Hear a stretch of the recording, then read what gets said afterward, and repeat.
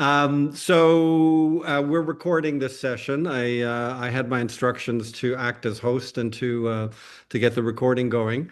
Again, welcome to everyone for this edition of Book Talks, which has been a series that ICPA, the International Comparative Policy Association, and JCPA, the Journal of Comparative Policy Analysis, launched some time ago, and I've been honored to be the host on this. This is a slightly different format for those of you that have seen the previous versions. It's not meant to be the usual academic presentation with slides and PowerPoints and 40 or 50 minutes of lecture with a little bit of Q&A at the end. It's meant to be more interactive and we've more of a conversation. I have some questions that I share with the guests beforehand, but the conversation can take us in a variety of different directions depending on where the conversation goes. Then we try to save a little bit of time at the end for some Q&A. Typically, we go for about an hour or so, and we'll get right into it. So today we have Iris Gavin-May and Michael Howlett, two, of course, leading scholars and researchers in our field.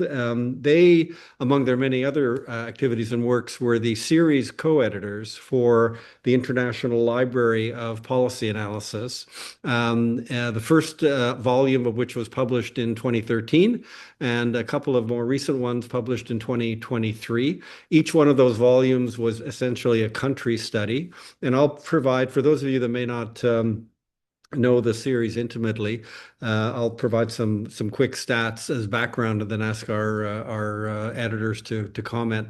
So each one of these is a country study, and there's 20 of them across this period of publication. So this series stands out as one of the pillars. Anybody that goes to it really recognizes almost immediately how substantial and how helpful it is, because it gives you this not just a snapshot, but a detailed perspective on what we might call today in the contemporary parlance, the kind of policy advisory systems writ large for each of these individual countries. So I'd like to welcome Michael and Iris first. Thank you very much for agreeing to participate.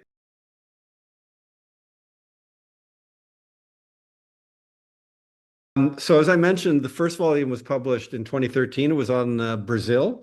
The latest ones were in 2023, Argentina, Thailand, and South Korea.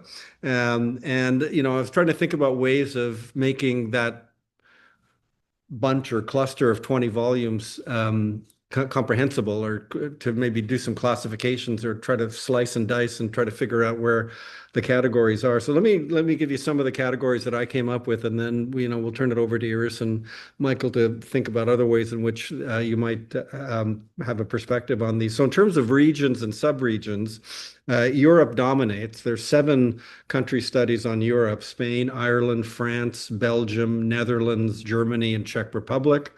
There were 5 on Asia Pacific: Thailand, South Korea, 2 of the most recent ones, Australia, Taiwan, and Japan.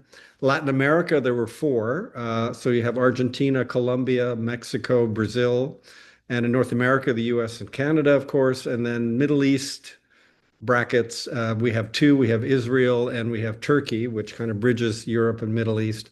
So the regional breakdown is along those lines, again, with almost half, not quite, being in Europe and North America. The income level breaks down into 14. This is by World Bank definitions of high income and upper middle income. So 14 of the studies are from high income countries, and 6 of them are from upper middle income. The 6 from upper middle are Argentina, Thailand, Colombia, Turkey, Mexico, and Brazil. Then I thought, okay, governmental system, how could does that capture anything? There's 11 country studies that are of parliamentary systems, 7 that are presidential, and 2 that are semi-presidential, France and Taiwan.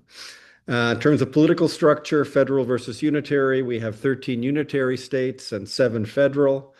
OECD members, 14 of the country studies are OECD members. Thailand, Argentina, Taiwan, and Brazil are not, though I think Brazil is a candidate. 9 of the countries are EU members. And then finally, sorry, this is somewhat exhaustive, but In terms of democracy type, and for this I looked at the democracy index. You have 9 countries that are flawed or full democracies, 9 that are considered to be flawed in whatever way, and then hybrid regimes, which are Turkey and Mexico. So, in summary, I mean, you've got a series of 20 volumes that have some really good geographical diversity, but skews toward high income OECD type, democracies. Parliamentary systems are slightly more represented than presidential. There's slightly more unitary than federal, and while European countries are well covered, there's relatively little coverage or less coverage of Africa and the Middle East. So that's my attempt to provide a kind of optic or classification. So let me turn it over to Iris and Mike, and what are their observations on? Was this by design? I guess is one question. I doubt it, but how and why did this shake out in this way? And are there other ways of slicing and dicing that you think are useful in terms of understanding the full scope of the series? Why don't we begin with Iris? You're on mute. You're on mute, Iris.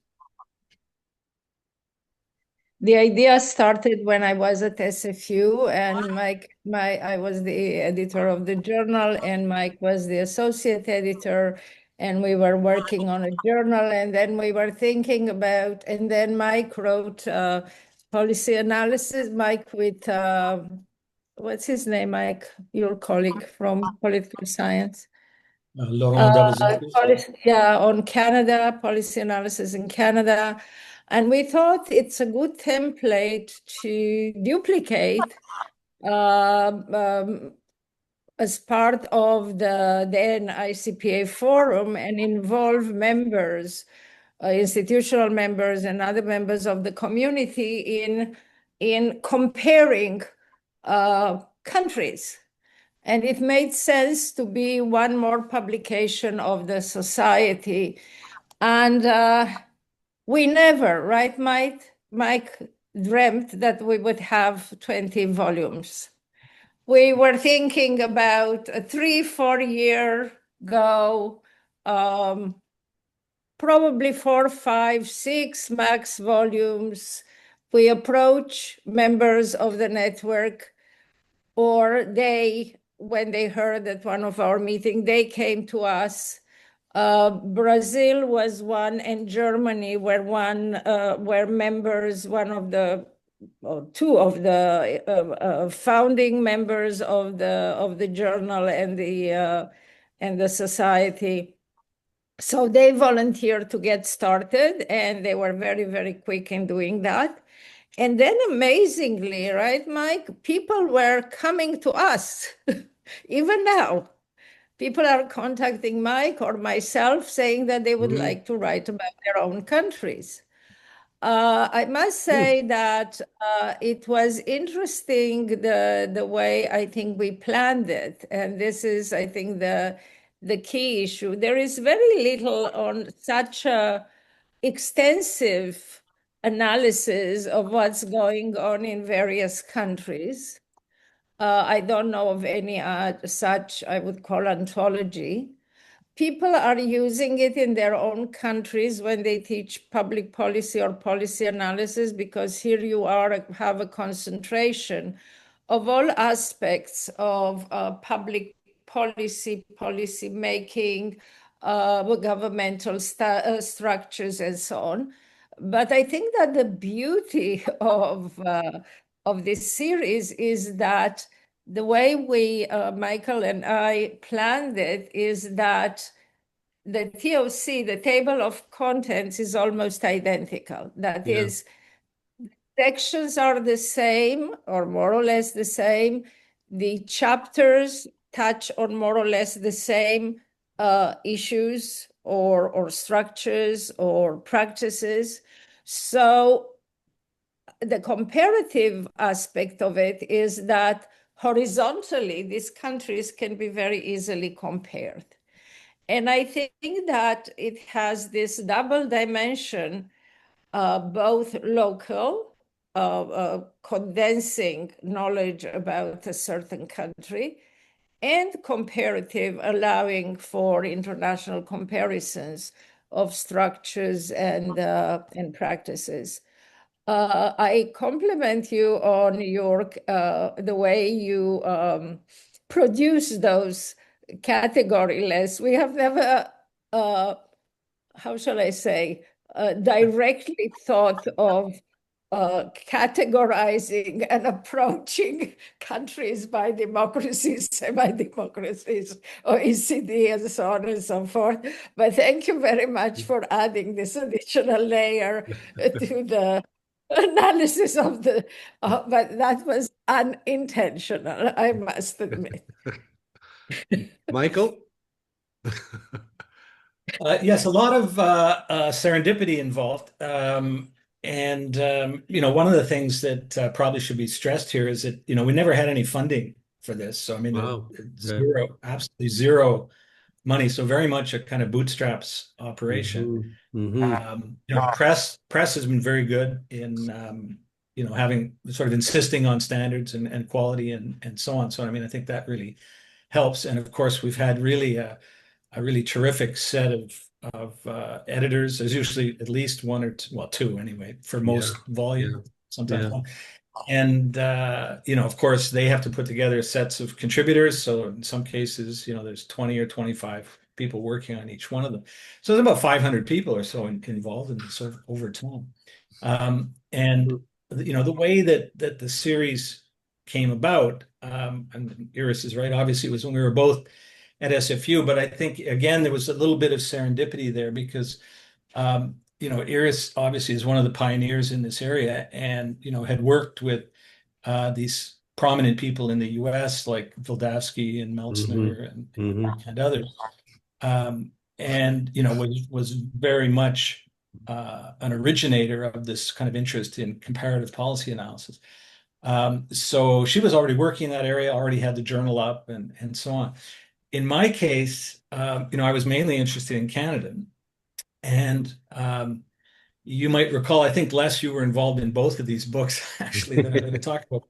We did one book in, I think, 1995 or 96 or so, which was policy studies in Canada, which was just trying to get a sense of how much, well, whether or not there was a kind of academic community of scholars and so on who were interested in policy analysis, whereas, of course, that already existed in the US. In the US, yeah. And we did a kind of follow-up to that book in 2007, which is the one that Iris was referring to, which was on policy analysis in Canada. And so we had kind of been moving from generally just, policy studies, what is that about, to more focus kind of work in the Canadian case. So we had put together this book for University of Toronto Press, which was on policy analysis in Canada. A set of prominent contributors, including yourself, I think, pretty sure. And we use that as a kind of template for the remaining books. So we were both kind of moving in this direction.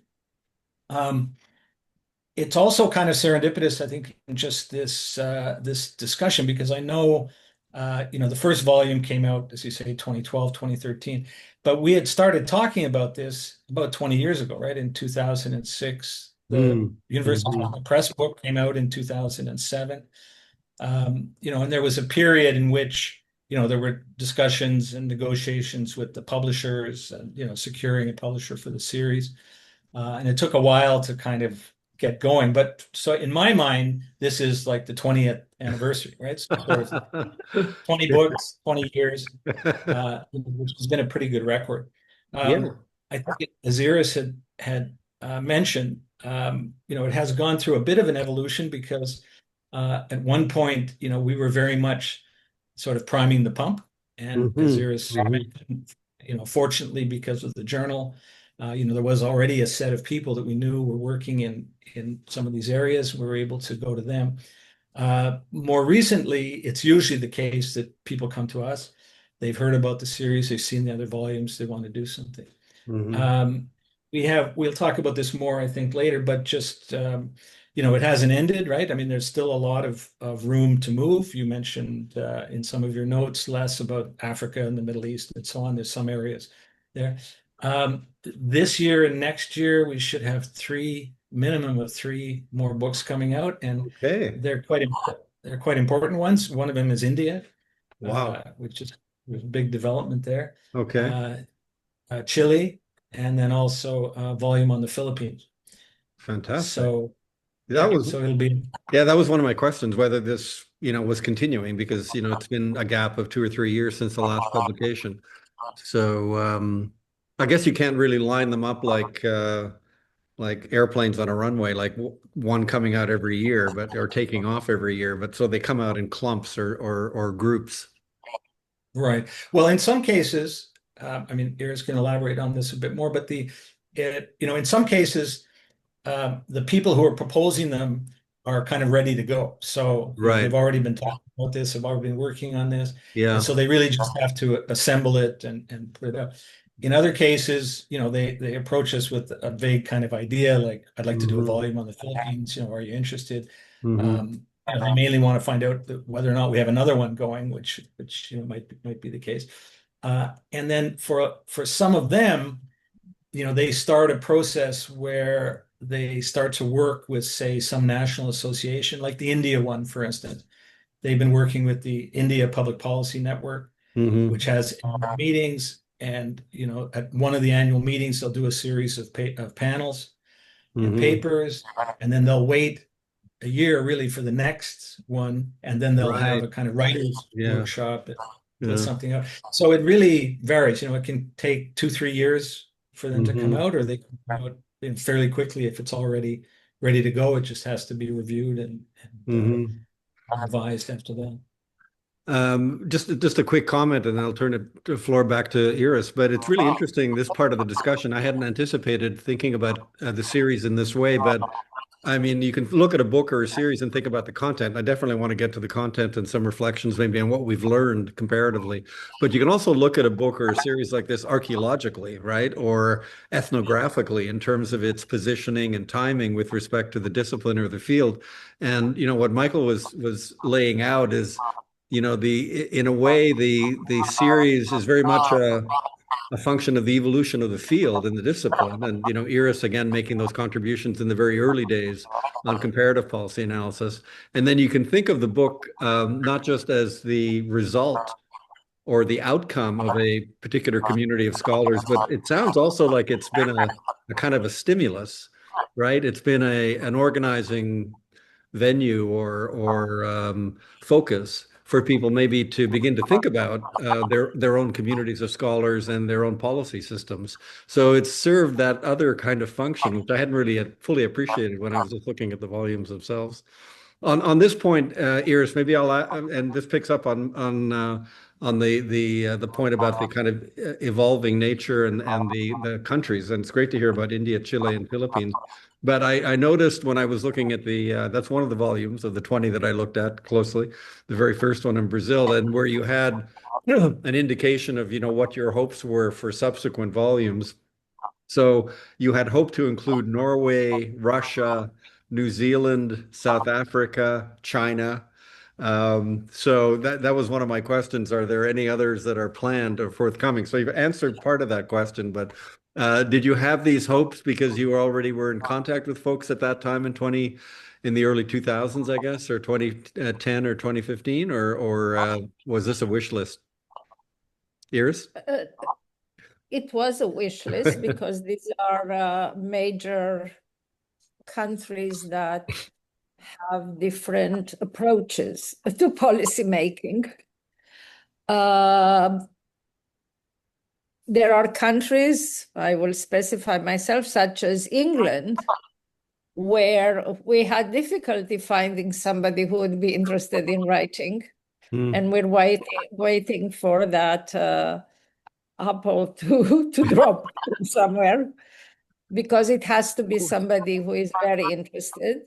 Yeah. And that's quite amazing or surprising, because the UK and the institutions in UK have comparative programs, quite a few of them comparatively, much more than in any other countries. And the number of downloads and publications with us, with the journal, are quite substantial. So it's surprising, but again, we don't know why, but it doesn't happen. It hasn't happened yet. Mm-hmm. We have been in discussions recently with China. They might have, or they have an interest, but they haven't started yet, as far as I know. In Norway, at the time, we had somebody who was, again, it depends on the people, on the people involved. Had Harold Sattron, who was very interested, and then he retired. It's very much a question of the interest and the way communities evolve around those scholars. Yeah. But we are now discussing with someone in Norway. Russia, we were almost there. We had a workshop in Moscow of the journal and the society just as the Crimea War started. Mm. And then everybody retracted. And the person, I think she was your friend, right, Mike? What was her name? Nina. Nina Salieva, yeah. Nina left Russia. Mm-hmm. I think she's in Italy now. Mm-hmm. And that was the end of our involvement with Russia. We kept a distance, to be quite frank. Mm-hmm. I shouldn't so openly say that, but here I am. I did say that. It depends on the people who are interested.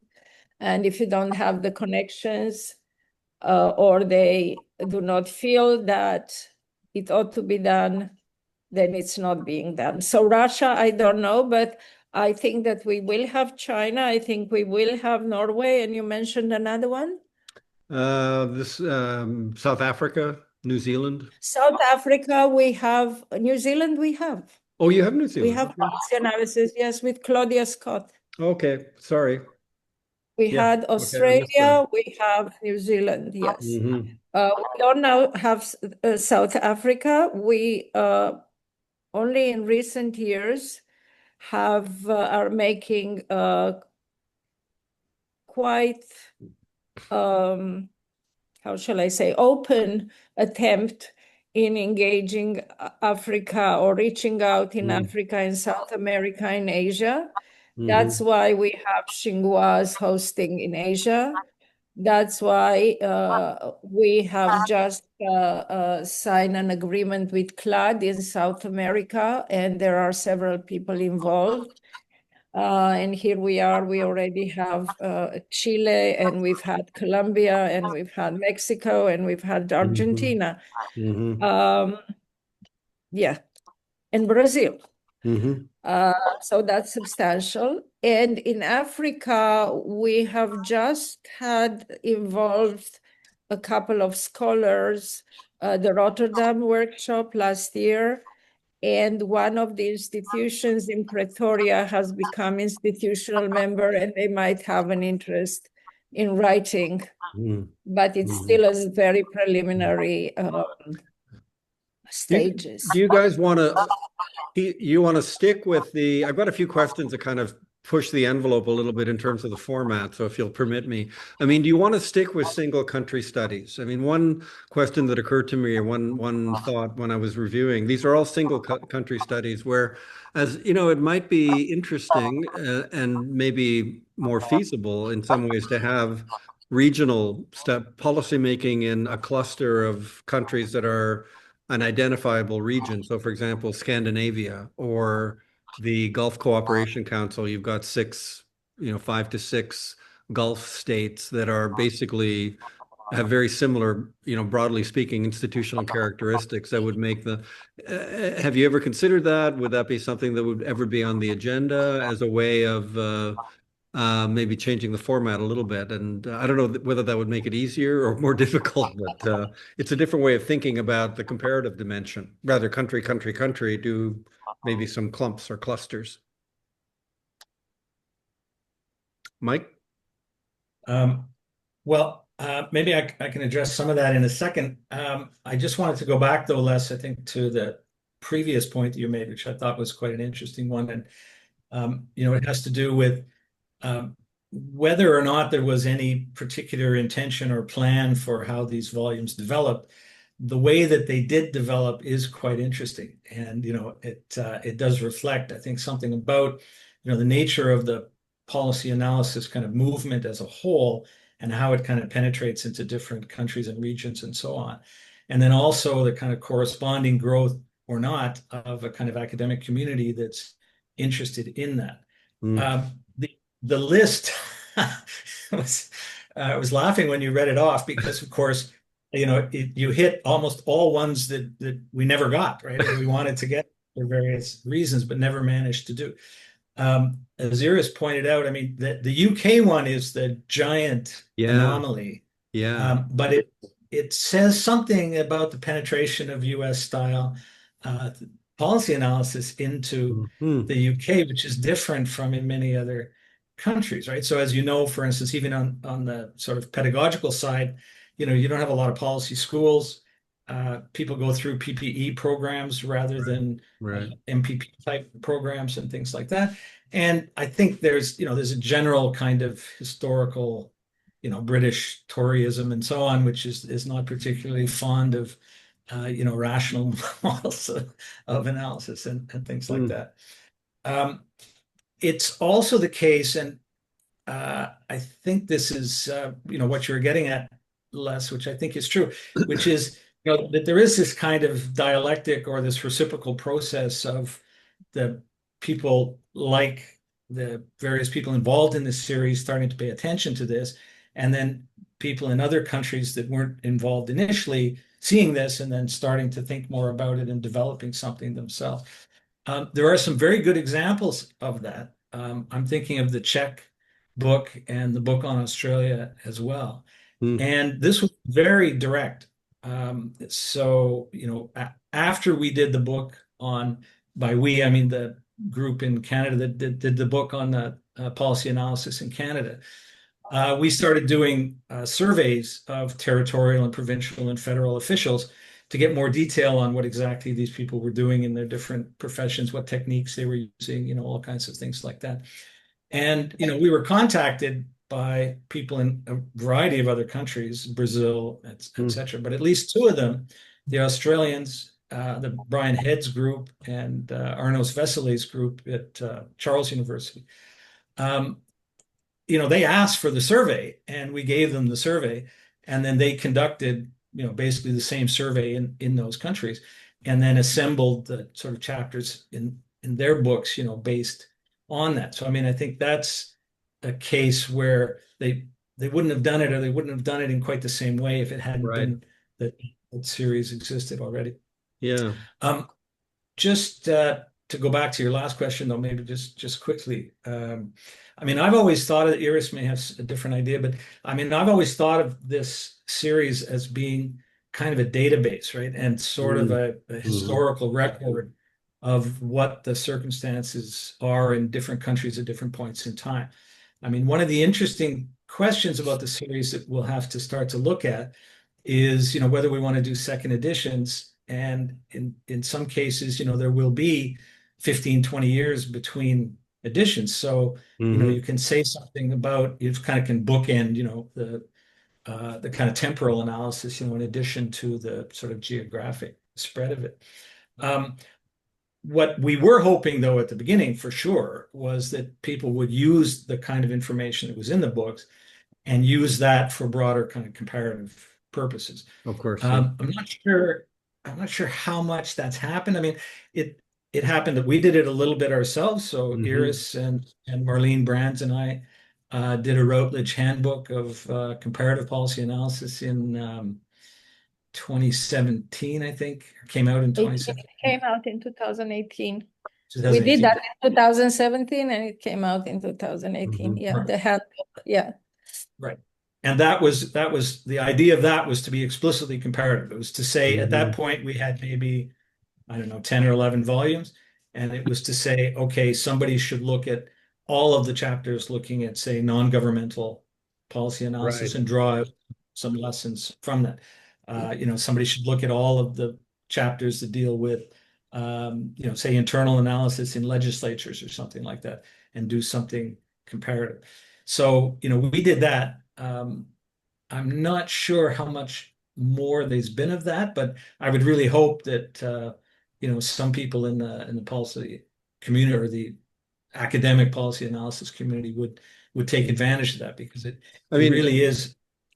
Yeah, that would be really cool to do something horizontal like that. But I'm just thinking, um, I'm a bit more on the AI optimism side than the AI pessimism side. So, I mean, optimistically, if you could digitize, all the contents of the 20 volumes and then unleash an AI to do that kind of at least first cut, because it's so much material, right? Having a single person do it would be quite daunting. But anyway, I'll leave that for you guys to consider in your next editorial. You can join us, Les. You can join us and just lead this project. Yeah, right.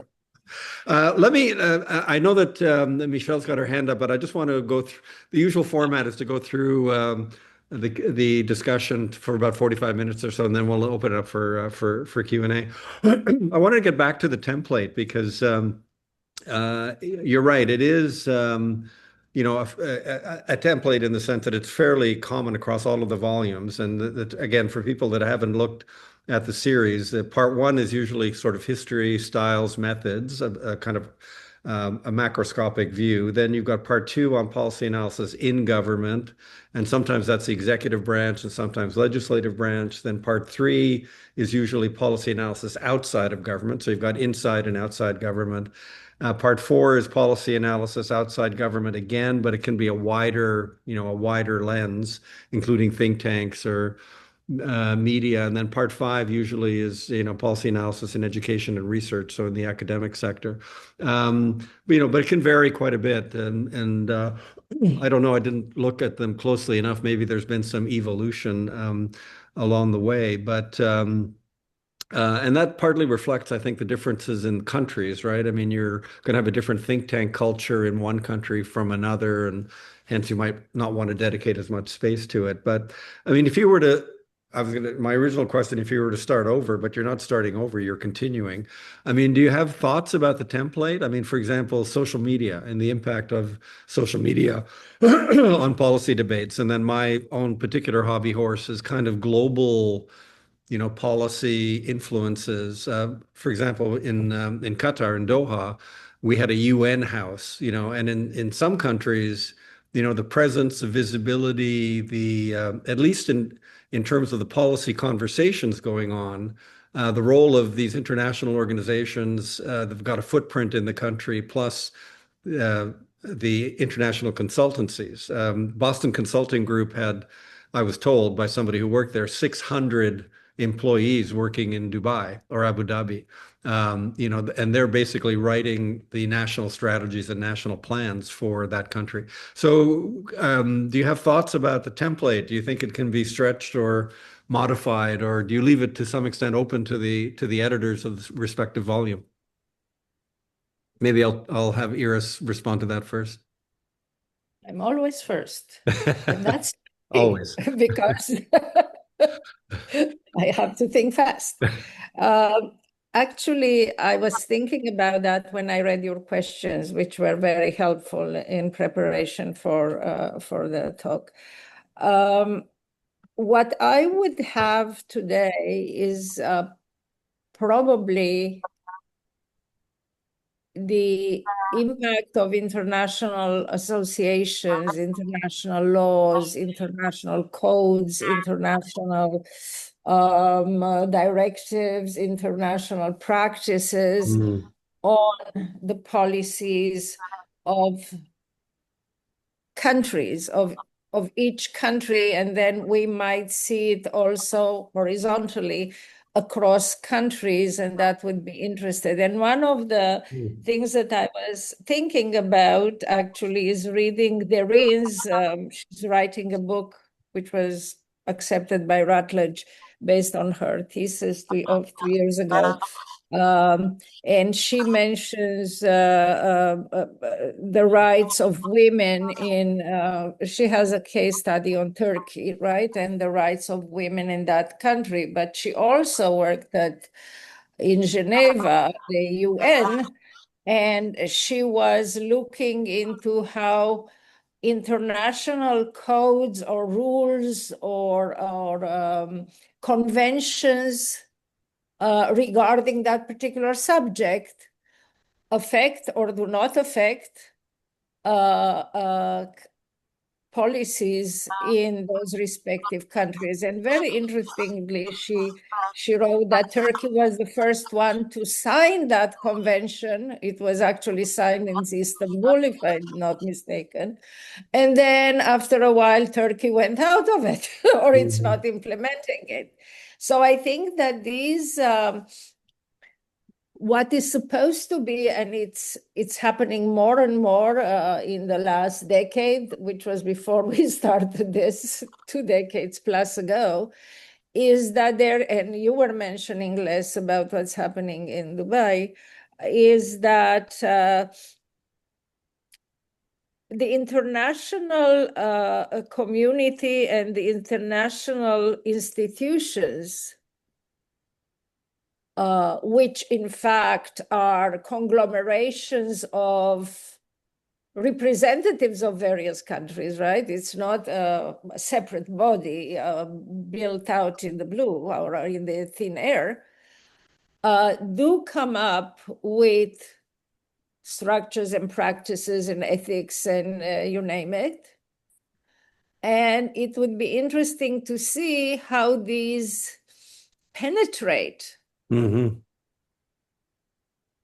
the policy analysis or the structures of or behaviors of countries which are or aren't connected with those wider international agencies. Take climate change as the Paris Accord. Yeah. Right? Or We SDGs. don't have to go, yes. And others, right? So that I think could be an interesting aspect, and we'll have to maybe think about how to do it.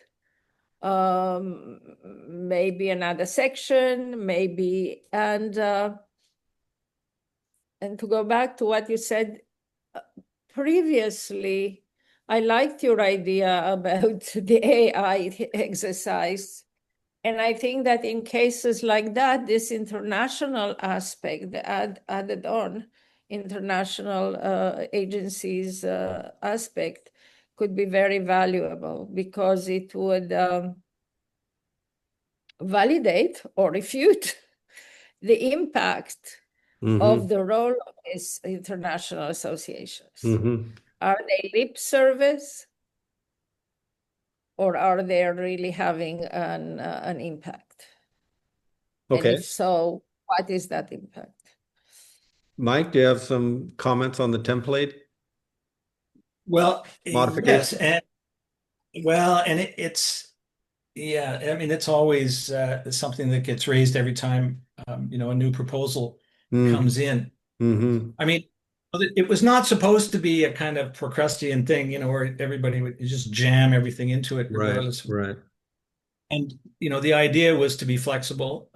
As you pointed out, I mean, clearly there are significant variations across countries, and that has to be taken into account. So, here we are in Canada. You couldn't have a book like this without a chapter on the provinces. But, if you're in a centralized country, it doesn't matter very much. Japan is not going to have that much material on that. Different histories of the different organizations. Again, you mentioned the think tank case. Do you have thousands large ones, or you do one or two small ones? And that will lead to variations regardless of what you want to do. I mean, it's very much no question about it. It's a very institutional kind of organizational focus. Right. Right. I think one of the interesting things that sort of happened, and this was true, I think, with one of the second or third volumes, which was on Taiwan, for instance, which doesn't really follow the template as closely as we might have wanted. The problem is that there is a kind of trade-off here, right? So, if you move away from the institutional organizational focus, you can get into interesting questions. But on the other hand, it can really easily get out of control. Right. And Right. what is very common with a proposal that comes in, for instance, and this is partially, I think, a little bit about or related to how sophisticated the academic community is doing it. But I had mentioned in the Canadian case, for instance, we had gone from kind of policy studies to policy analysis. Well, a lot of the proposals come in and they really are in the sort of policy studies vein, right? Right. So people want to look at things like the Advocacy Coalition framework, and they want to say, how does this apply in Bolivia or whatever? Well, we're really not all that interested in that, right? I mean, that's a question. People, if it's not like they'll overemphasize theory versus empirics, or if they're doing the empirics very often, and this is very common in textbooks and so on, is that they'll do it by sector, right? So they'll talk Yeah. about Health have a or chapter on education policy, chapter on natural resource policy. We don't want that, right? So we're not about sectoral activities. Now, if it's some like may happen in the case of the Middle East, for instance, at some point where, you might have one sector and it's so dominant that, you just can't avoid talking about it. Okay, fine. But in the case of, say, Japan or something, we don't want 6 different chapters on education policy, automobile policy, what have you. Right. So, we wanted to be flexible, but I think Sure. found out fairly quickly that if you're too flexible, it just sails off in all directions. Yeah. And interestingly enough, again, I don't think any of us were expecting this, but the publisher is very keen on the template. So, the publisher they have the idea. They didn't call this, a book series in policy analysis. They called it the International Library of Policy Analysis. Okay. And their mind, the library means a template. It means a series of books which adhere closely to the template. So when a book proposal comes in, usually what happens is that it comes into any of us or it goes to the publisher. It then comes back, obviously, to us, and we talk about it and think about it. But the publisher has input in that. When the proposal is approved by us, it's just a kind of tentative approval, in principle, but it's usually reviewed by the publisher and they'll give instructions to the reviewers and so on. And they're quite firmly wedded to the template. So I think deviated from that too much. We might get into more negotiations with them about, what the series is. This is great. I mean, for maybe more junior colleagues, what you've had here is a little bit of the inside baseball, of how you manage a complicated series like this, but also edited volumes, particularly ones where you want to have some kind of look and feel resemblance across all of them. But the other two elements of this, I guess, partly what I was and I fully acknowledge the editorial imperative to have some common look and feel. Otherwise, it's not a library or a series. But the other, imperative obviously is to be true to and allow people the flexibility to reflect the peculiarities of their respective countries. So that was part of it. But I guess the thing I was getting at, and this is where the series also, I don't know if it'd be fair to say a responsibility, but it has an opportunity to catch whatever wave is happening across the countries, right? So it may be that something like AI or social media or international organizations like yours was saying in the last 10 years, like 20 years ago, climate change and SDGs and these international migration were not on everybody's agenda. Like 20 years later, every policy system, most policy systems have to address them in some way. So, I mean, the series has an interesting opportunity, and to the extent that there's plasticity to the template, an interesting opportunity to kind of nudge people to, hey guys, pay attention to this big thing that's happening right across the world, or at least a significant chunk of it. Which gets me to my next question, because we're pushing time a little bit here, and I want to leave some space for people to ask their own questions. But here's the $1 million question. I mean, you guys have sat on top of this Everest of publications, now looking down across the terrain of these 20 volumes. I mean, what do you see jumping out at you in terms of common conclusions or patterns or disjunctions or ruptures or key differences? What are the for the two people that probably have the most synoptic view of this extraordinary series, what are what have been your observations or surprises or things that you've seen bubble up from the series that don't require an AI to do some kind of his horizontal analysis? Yeah, I'll leave that to you. So let's turn it around and ask Michael first what his observations are after 20 years of working on this project. Well, I mean, taking though as a kind of given that as you mentioned in your your description of the different countries that are involved, I mean, it is a kind of biased sample the way that it is now, and we are missing like these large authoritarian countries, Yeah. the Chinese and Russia and so on.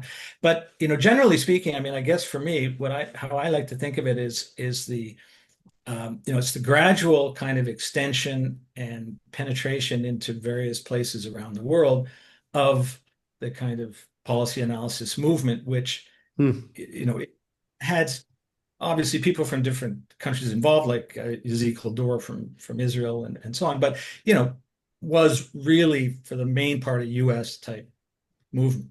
So it's very interesting in terms of the history of ideas and the diffusion of ideas, um, both in sort of governmental practice and, as I mentioned before, in the kind of academic work and reflections around that. And it's very interesting how that has developed and moved into different areas. Um, it would have been really nice. This would have been the thought experiment now, because obviously it can't be done. But if we'd had millions of dollars of funding, on day one, be able to go and kind of commission studies from a variety of different places. Right. And I'm not sure that in 2006 or 2007 that we would have got the same study, or that there would have been people available to do like we're going to get on Chile, for instance. I know for sure there weren't in India, for Yeah. instance. So that just wouldn't have happened. So, we are kind of chronicling, well, it's building the plane while it's flying kind of thing. But, Right. we're Yeah. chronicling this development as it's been happening, in a way kind of from the bottom up, right? Because, when we, as I said, for the past 10 years or so anyway, we obviously encourage people to write and so on. But, a lot of the proposals, they're coming up from the bottom. I mean, they're people that maybe Iris knew some of them, but a lot of them I didn't know. Hmm. It turns out that they're doing very interesting work on these areas. And, I don't think that they were doing that 10 or 15 years ago. And I don't think that they would have had the data to do that, at Hmm. that point. So I think it is really interesting in how it's been kind of following this movement, Yeah. as imperfectly kind of as it has been, but it definitely gives you a sense of, I think anyway, it gives me a sense of how that sort of original US movement has moved, to places like Canada and then down to Latin America, across to Europe. It's interesting that, as I said, this UK case is very, very interesting. That Yeah. Yeah. resistant to that, I'm Uh-huh. always very curious how long that will last, Uh-huh. Uh-huh. No, that's interesting. eventually. The way that the series itself is a kind of barometer of the spread of the field, of the discipline, and of the tools of it. Yeah. Iris, any observations or thoughts, again, given from your perspective? Well, as I said in the beginning, we thought we would have 4 or 5 volumes, and we'll be happy with that, and the society would have done something important, and so on and so forth. It's sponsored. The series is sponsored by the society and the journal. So in the beginning, basically all the editors were people we knew and we approached. They Mm-hmm. were involved with us. They were doing or interested in doing, like in Germany, policy analysis. And therefore, this was their exercise in seeing how this has penetrated in their own countries. Mm-hmm. As time passed, as Mike has said, it's bottom up. We are being approached. Many of them I do not know. We have to look up their CVs to see whether we want to associate with them. Yeah. Yeah. So this is the surprising thing is the length of time and the number of people approaching us. And I do agree fully with Mike that this is a very good indicator about the expansion of the field of policy analysis, which started in the US, and it took it a very long time to cross the Pacific. Mm-hmm. And it even took a very long time to cross the border to Canada. I remember when I first came to Canada in 2000, there wasn't really policy analysis around, and people were very skeptic about it. Mm-hmm. And there were no schools of public policy or policy analysis. There was either political science or public administration. Mm-hmm. And people, I remember having given a talk at Concordia, and it was kind of, what are you talking about? We're doing a very good job anyway. Mm-hmm. So we don't need that. And today, look at the number of schools of public policy or administration and public policy that have been founded in Canada and in other places. I was very surprised, for instance, when Marlene Brands joined us, remember, Mike, for that handbook on comparative policy analysis, actually analyzing, and she also had a book on policy analysis in Belgium just beforehand. So that was a very interesting process in that respect. And I do agree with Mike that this is a very good indicator, barometer, about how policy analysis and when policy analysis has finally gotten into other countries. I mean, I was very surprised that we would be approached about a book on the Philippines. And frankly, I think even for us as scholars of policy analysis, it's very important to know about these developments because we don't really know. I mean, I wouldn't know what is being done in the Philippines. So in that respect, this is a trove of very valuable and important information for the development of the field at large. And the state of the art, if this is an indicator about democratic approaches to policy analysis in terms of transparency and so evidence and so on and so forth, maybe, I don't know to what extent, but there is something that has dripped into those systems. I'll have to read the book on policy analysis in the Philippines in order to understand better. But the good news is that something has dripped in. I don't think that was present 20 years ago. Mhm. Well, the field is definitely it continues to grow. I mean, we're getting we'll still have about 10 minutes or so. We'll go a little bit past 4 o'clock, but let me close this section maybe with a couple of quick observations. But just to pick up on the point that both Iris and Mike were making, yeah, the field continues to expand again based on my recent experience in the Gulf. I mean, we started a College of Public Policy in Doha. There are two in Qatar. There's a new school public policy with CAPSARC in Saudi Arabia that is drawing on every possible support from elite institutions in the US and around the world. I mean, they're very serious about building a very good school. There's a in the UAE, there's a Rashid school that is linked to this World Governance Summit that they run every year, and now has another collaboration with Open Government or something like that. It's or all politic apolitical, and yeah. So that's not necessarily a region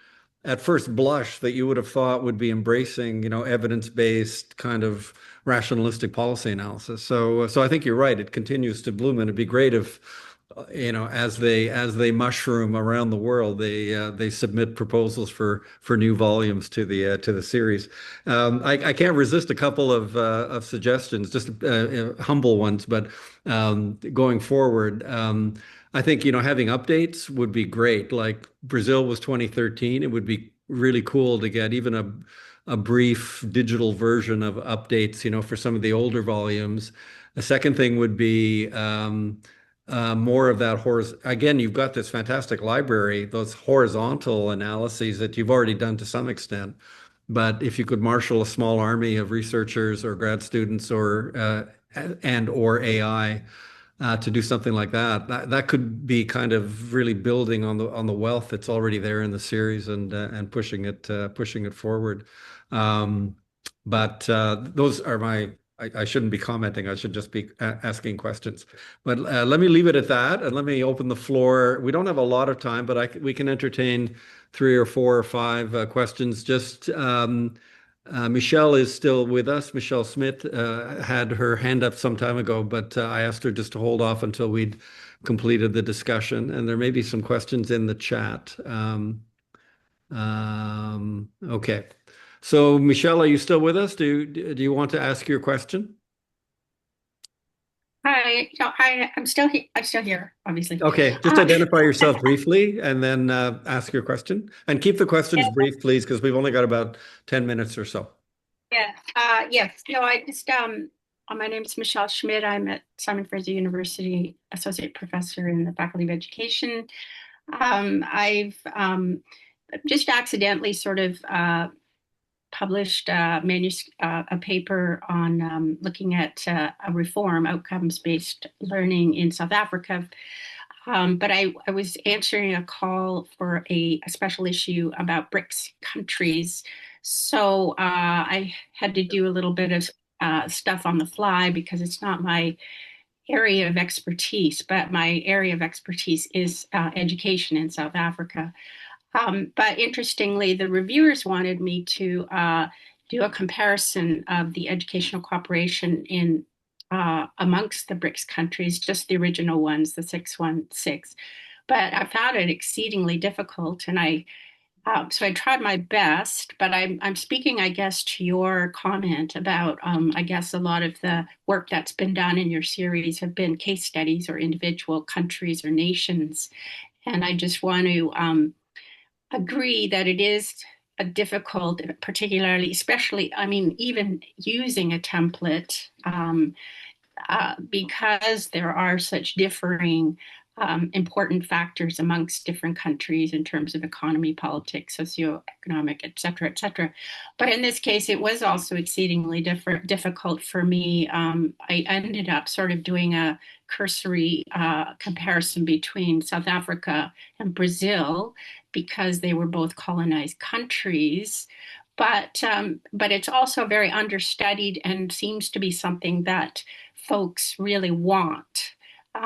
So I'm just adding a commentary in response to your experiences. And because I'm now going to be forging forward, perhaps thinking of putting together a special issue around BRICS countries in terms of educational policy.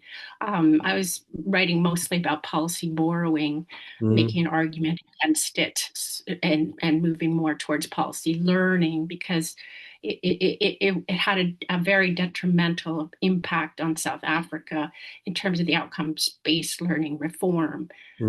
Anyway, I'll end there.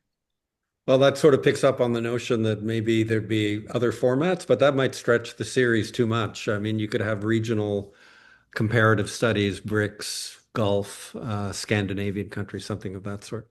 So thank you for that. I don't, let's gather a couple of more questions if there's any on the floor, and then I'll ask Iris and Michael to respond. Any other questions from our audience? Okay, if not, then I'll ask Iris and Michael to make any closing comments or observations.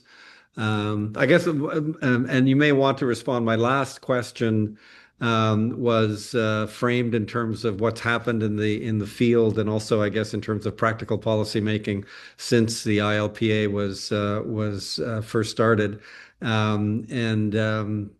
You know, if the ILPA, the International Library of Policy Analysis, was what was required in 2013, or when you were first germinating this in 2007, if you were to start all over again, and you're 30 years younger, and you've got a few $1 million in funding, what would you do now? What would be the big project?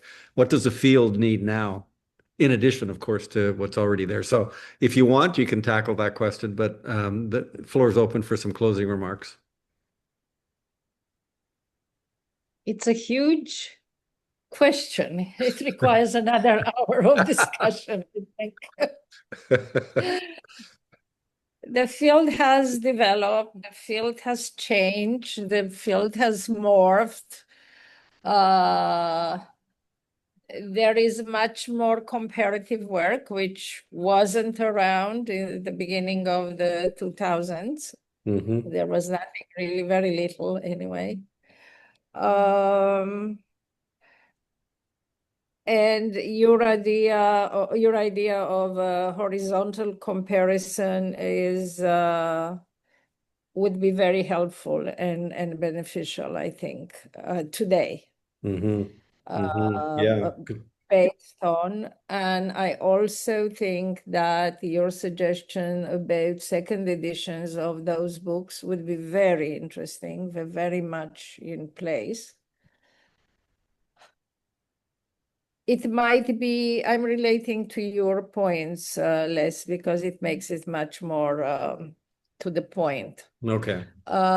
And then your suggestion about having conglomerates of countries, such as the Gulf countries and so on, would also be very interesting in case there are similarities and differences. That's what comparative public policy is about. Our comparisons are about similarities and differences. But it makes sense from a certain core that is there in terms of having the same interest, development. Something should be there in order to put them together. Otherwise, there's no reason. There's always differences and similarities, but do they have anything in common? So yes, these are very good points for further consideration. And I wish we had those millions to to be able to do that, and the energy we had 20 years ago. Oh, you're still both very energetic, which is great. No Yeah, lack of I'm energy. trying. Yeah. But still, it's a major. Huge. It's huge. Yeah. The way you have, you see, we started with very good intentions, but we didn't know where we're going, you know? It has become a huge enterprise because it so happened to become a huge enterprise. and we're happy to continue with that. But these new aspects, except for, I guess, the second editions, we can always approach former editors or new editors that they would like to involve, which is doable. I think that the other two propositions are new projects, really. Of course, yeah, yeah, yeah. Except for a section on international agencies and impact. That is easy to, and that is a very good idea.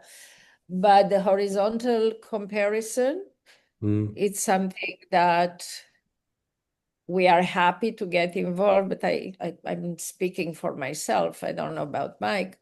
But I think that we should let others drive the other two wider projects. The next generation. Okay. Michael, close. We have to have a next generation, right? Otherwise, everything we've done is for nothing. Yeah. Yeah. Michael? Well, just a couple of quick points. One, just briefly in response to Michelle. I mean, it is, you know, your experience, of course, is showing. I mean, doing these kinds of explicitly comparative works, whether it's kind of vertical or horizontal, you know, is difficult to do, obviously. But you know, there are publishers that are interested in that. So that, you know, this series comes with what's now Bristol University Press, but which was the former Policy Press, Right. and you know, did in all things policy, you know, including comparative works and so on. You know, there is a kind of market for that, and there are publishers who are interested in that, and I would certainly encourage anybody who's doing that kind of work, you know, to think about that. Bristol University Press is a possible outlet for that. You know, they're the ones that do policy and politics in the UK and on the kind of recent developments and sort of catching up on the recent developments and so on. I mean, some of these are kind of already there in a way, and you know, some of the authors, you know, they vote with their feet anyway. So if in the case of, like, we for instance, part of the template is a chapter on policy analysis in the media. So it's not surprising that many people, you know, in the past 5 years or so, they think of that as not just traditional media, but also social media. And so they include that in there. Yeah. Yeah. So, I mean, that might just be relabeling it or something. So it makes. On the internationalization aspect, I mean, that's really interesting. That I think, you know, probably might end up forcing a kind of change in the overall template. I mean, there is something now on consultants, and you know, some people include, you know, like the World Bank and so on as consult, or you know, donor agencies and so on. Yeah.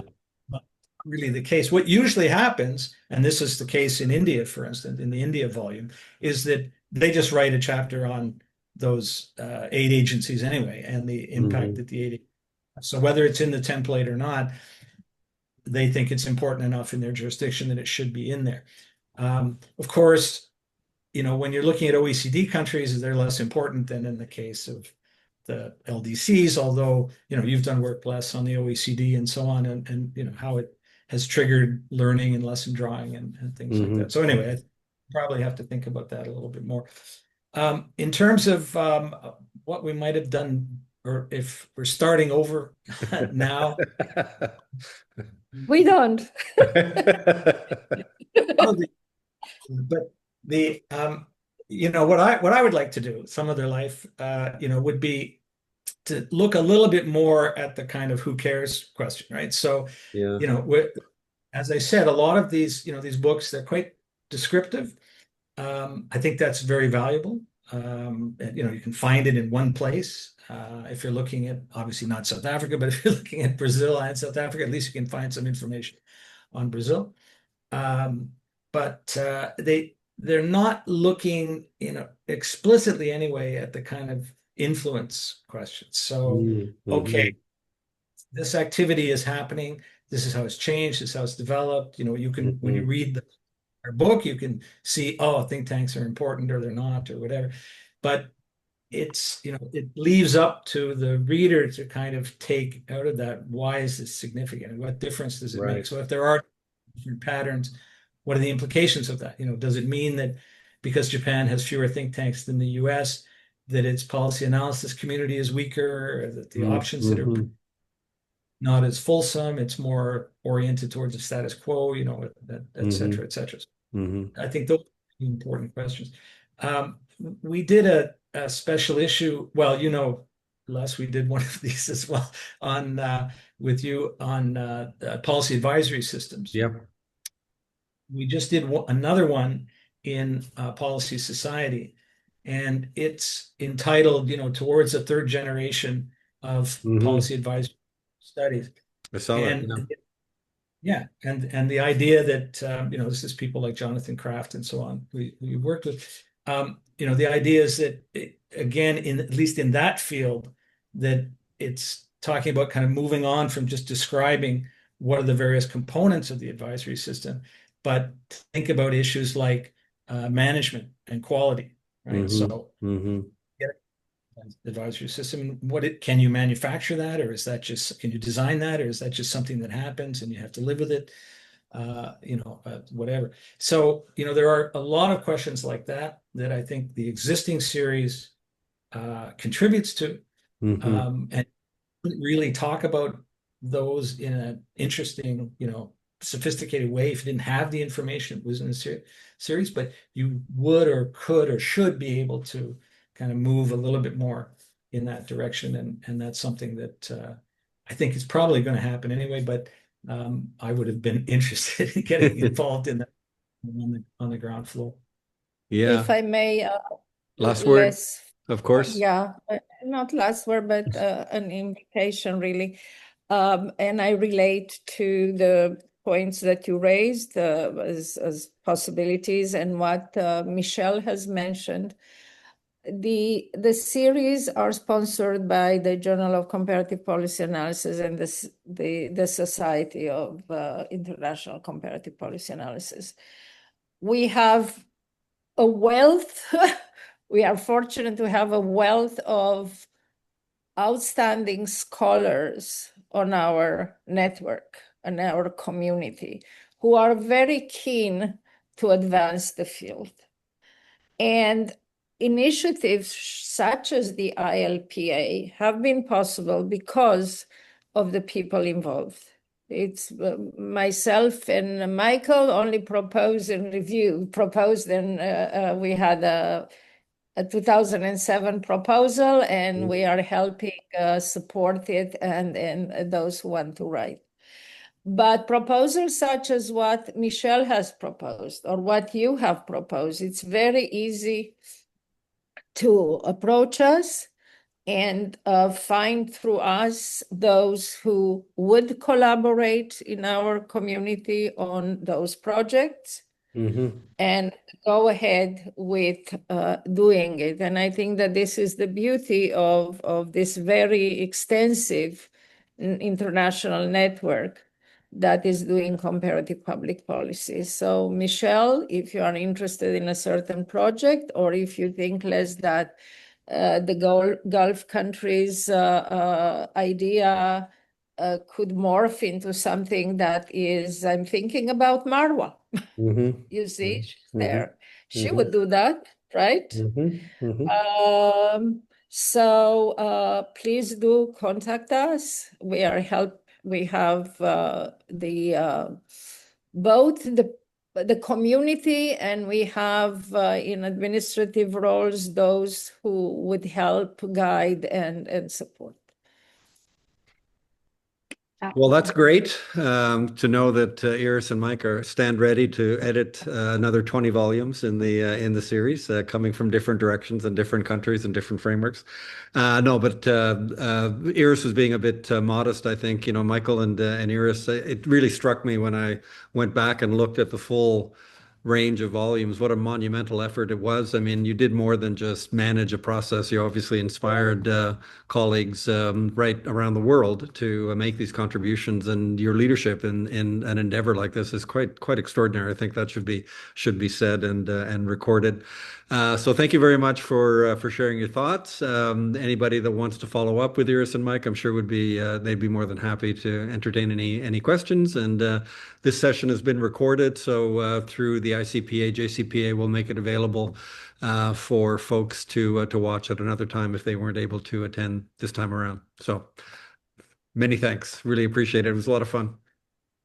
Thank Great. you, Les. It was wonderful to have you as our host. Okay. Take care, guys. Bye-bye. Bye. Bye.